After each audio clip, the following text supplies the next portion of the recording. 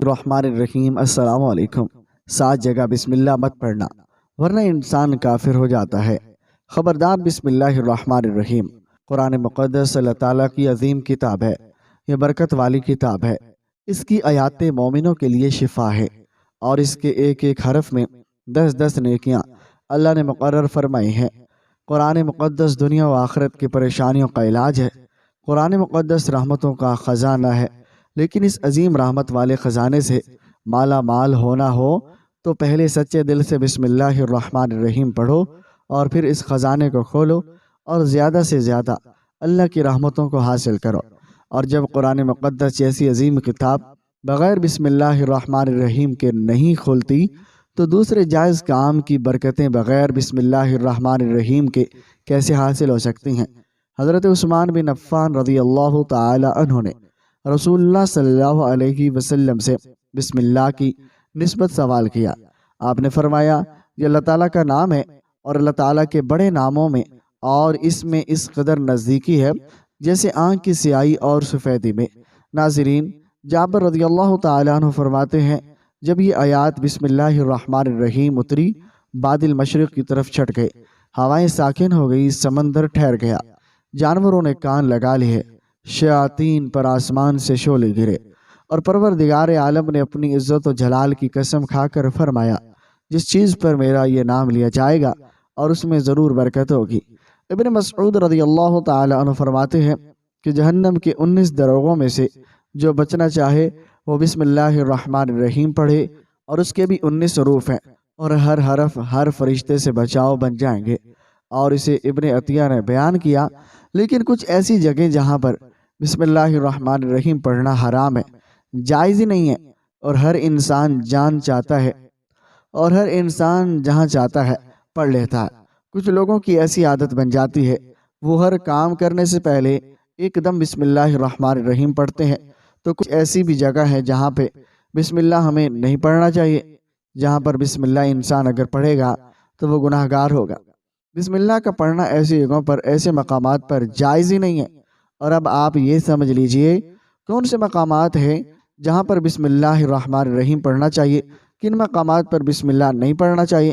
ناظرین، آپ نے سنا ہوگا ہر کام شروع کرنے سے پہلے بسم اللہ الرحمن الرحیم پڑھنا چاہیے، کیونکہ بسم اللہ الرحمن الرحیم کا معنی ہے اللہ کے نام سے شروع، جو بڑا مہربان نہایت رحم کرنے والا ہے۔ اور یعنی ہم کام کو جو شروع کر رہے ہیں وہ اللہ کے نام سے شروع کر رہے ہیں، تاکہ اللہ تعالی ہمارے اس کام میں برکت عطا فرمائے۔ اور بسم اللہ پڑھنے کے فائدے بھی بہت زیادہ ہوتے ہیں، اور اگر کوئی انسان کسی کام کو پڑھ کر کرتا ہے تو اللہ رب العالمین اس کے اس کام میں برکت عطا فرماتا ہے، اور یہ سنت بھی ہے۔ حضور صلی اللہ علیہ وسلم نے بہت سارے مقامات پر ہمیں بسم اللہ الرحمن الرحیم پڑھنے کی تاکید فرمائی، اور حضور علیہ السلام نے بسم اللہ الرحمن الرحیم پڑھنے کا حکم دیا۔ اور اب اگر آپ کوئی بھی نیک کام شروع کر رہے ہیں اور اس نیک کام شروع کرنے سے پہلے بسم اللہ الرحمن الرحیم اگر آپ پڑھ لیں گے تو آپ کی سنت بھی ادا ہو جائے گی، اور اس پر آپ کو ثواب بھی ملے گا، اور اس کی برکتیں بھی آپ کو ملیں گی۔ اگر آپ نے کسی نیک کام شروع کرنے سے پہلے بسم اللہ پڑھ لیا، اور پھر انشاءاللہ اس میں آپ کا نقصان نہیں ہوگا، اللہ تعالیٰ خود آپ کا حامی اور مددگار اور ناصر بن جائے گا، کیونکہ آپ نے اپنے اس کام کو اللہ کے نام سے شروع کیا، اور ہمارا کام تھا کرنا، اور بندہ کیا کرتا جو اس کے بس میں ہوتا ہے۔ بندہ تو اسباب اختیار کرتا ہے، اور وہ بندہ کر بھی کیا سکتا ہے، اور بندے کے ذمہ صرف اسباب کا اختیار کرنا۔ اور آپ کسی کام کو کرنے سے پہلے سبب اختیار کریں، اور ہمیں یہ کام کرنا ہے، باقی آپ اللہ کے سپرد کر دیں۔ آپ اپنے کام کو کریں، باقی جو آپ کا کام ہے وہ اللہ تبارک و تعالیٰ کے سپرد کر دیں۔ ایک مرتبہ ایک صحابی آ کر عرض کرنے لگے کہ یا رسول اللہ صلی اللہ علیہ وسلم، میں پریشان ہوں، ہمارے اونٹ کہیں کھو گئے ہیں۔ تو آپ صلی اللہ علیہ وسلم نے ان کو یہ بتایا کہ اللہ پر بھروسہ کرو، اور اللہ پر بھروسہ یہ اصل چیز ہے، اور یہ بولو کہ میں نے اللہ پر بھروسہ کر لیا، اور اللہ پاک کافی بہترین کارساز ہے۔ تو کچھ صحابہ کرام کہنے لگے، یا رسول اللہ صلی اللہ علیہ وسلم، ہمیں اللہ کی ذات پر بھروسہ ہے کہ ہم اپنے اونٹوں کو ایسے ہی چھوڑ دیں، اگر ہماری قسمت میں ہوں گے تو ہمارے اونٹ واپس آ جائیں گے، اور مقدر میں نہیں ہوں گے تو چلے جائیں گے، ہمیں اللہ کی ذات پر بھروسہ ہے۔ تو آپ علیہ الصلوۃ والسلام نے فرمایا کہ نہیں، پہلے اپنے اونٹ کو باندھو اور پھر اللہ کی ذات پر بھروسہ کرو۔ پھر اللہ کی ذات پر بھروسہ کر، یعنی کہ ہمارے ذمے جو کام ہے وہ ہمارے اوپر کرنا لازم ہے۔ اسباب کا انسان انکار نہیں کر سکتا، اور نہیں ہم تو ہاتھ پہ ہاتھ رکھ کے بیٹھے جائیں اور اب اللہ کھلائے، کیونکہ وہ رازق ہے اور وہ ہمیں کھلائے۔ لیکن آپ اپنی محنت کیجئے، آپ اسباب اختیار کیجئے، پھر اللہ کی ذات پر چھوڑ دو۔ آپ پہلے جاؤ مزدوری پر، آپ کام پر جاؤ، آپ کا کاروبار کرو، اور پھر اللہ کی ذات پر بھروسہ چھوڑ دو اور اپنے پروردگار عالم، اب ہمارا جو کام تھا ہم نے کر لیا، آگے تیری رضا اور تیری رحمت کے ہم امیدوار ہیں۔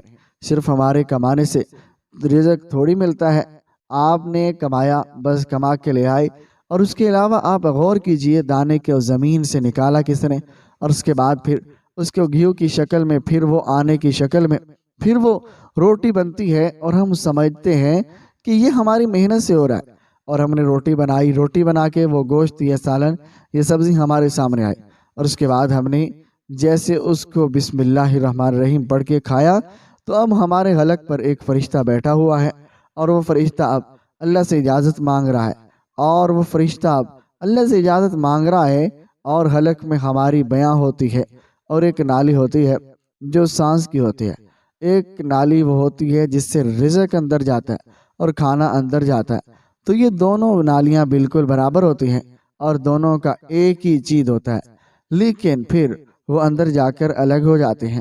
اور اب آپ یہ سوچئے، اور فرشتہ یہاں پر بیٹھ کے اللہ تعالیٰ سے پوچھتے ہیں ہمارے ہر لقمے کے کہ مولا اس کو زندگی کا سبب بناؤں یا موت کا باعث بنا دوں۔ اب اللہ تعالیٰ کی اگر مرضی ہوتی ہے تو وہ لقمہ زندگی کا سبب بن جاتا ہے، اور اگر اللہ کی مرضی نہیں ہوتی تو وہ لقمہ موت بن جاتا ہے۔ یعنی اگر وہ لقمہ بجائے خوراک والی نالی میں جائے، اگر وہ سانس کی نالی میں چلا جائے تو پھر انسان ختم ہو جائے گا۔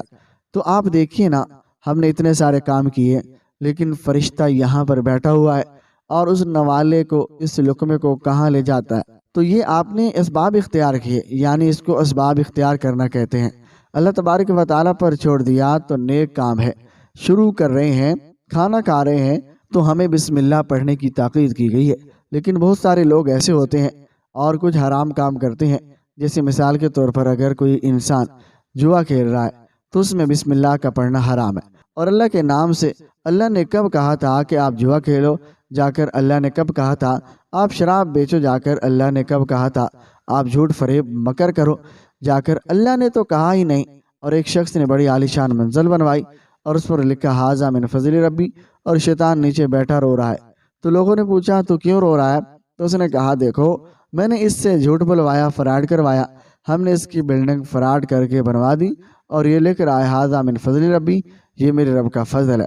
اللہ نے کہا تھا کہ جھوٹ بول کر کمانا، اللہ نے کہا تھا کہ ڈھونگ کرنا، اللہ نے کہا تھا فراڈ کرنا۔ تو مقصد صرف یہ ہے کہ شیطان تو ہر طرح سے انسان کو بہکاتا ہے، اس لیے حرام کاموں سے پہلے ہمیں بسم اللہ ہرگز نہیں پڑھنا چاہیے، اور ہمیں ہر نیک کام شروع کرنے سے پہلے بسم اللہ الرحمن الرحیم پڑھنا چاہیے، اور ہمیں احتیاط رکھنا چاہیے کہ جب ہم باتھ روم کے اندر داخل ہوں اور جو نہانے سے قبل بسم اللہ نہ پڑھیں، اور باتھ روم میں جانے سے پہلے ہم بسم اللہ الرحمن الرحیم پڑھیں، اور باتھ روم کے نکلنے کے بعد جب کپڑے پہنے تو پھر بسم اللہ الرحمن الرحیم پڑھیں۔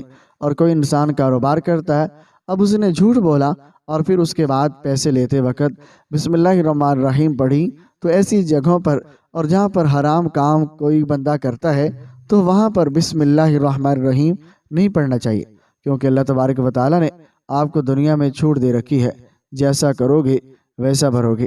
اللہ سب کو دیکھ رہا ہے اور کون کیا کر رہا ہے، اور تو جو کچھ ہم کر رہے ہیں اور صحیح یا غلط، اس کے بعد پھر لوگ کہتے ہیں کہ یہ تو اللہ کی مرضی ہے، لیکن یاد رکھنا یہ اللہ کی مرضی نہیں ہے، اللہ کی اجازت ہے۔